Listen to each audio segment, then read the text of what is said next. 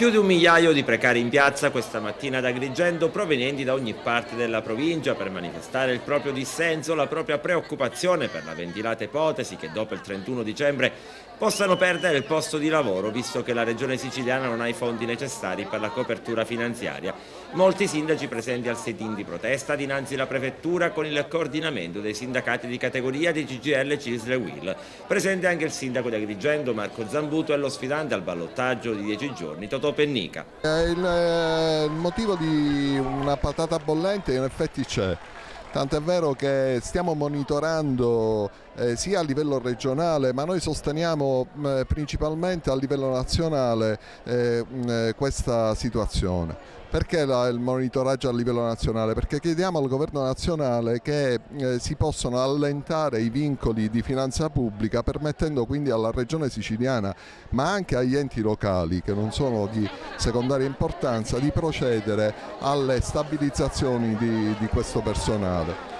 Ci preoccupa la situazione, ci preoccupa anche per i vari disegni di legge estemporanei più volte fatti dalla regione siciliana, frutto dell'ultima ora, e trovati sempre con la bocciatura del commissario dello Stato. Ci sono stati due provvedimenti, prima un parere della Corte dei Conti, poi la bocciatura del commissario dello Stato, che stanno mettendo questi lavoratori in grande preoccupazioni serie e reali, perché se non interviene lo Stato con delle leggi nazionali di deroga, evidentemente il 31 dicembre segnerà la fine per molti lavoratori precari. Cioè si rischia il licenziamento perché non si potranno rinnovare i contratti di lavoro.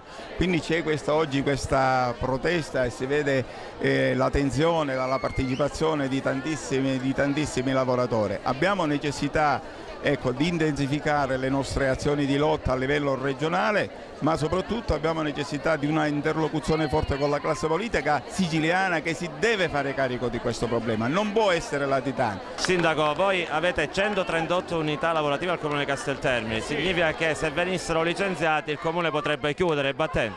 Sicuramente sì.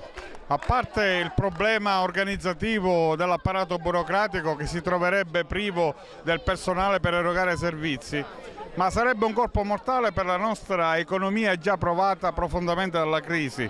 Avere 138 lavoratori che non percepiscono più reddito per la nostra comunità sarebbe assolutamente insopportabile. Siamo qui per lottare accanto a loro perché questa evenienza venga scongiurata. Favara mi sembra che la situazione sia uguale a quella degli altri comuni della provincia. La gente qui urla consegnate le fasce, bisogna ricorrere proprio a questo?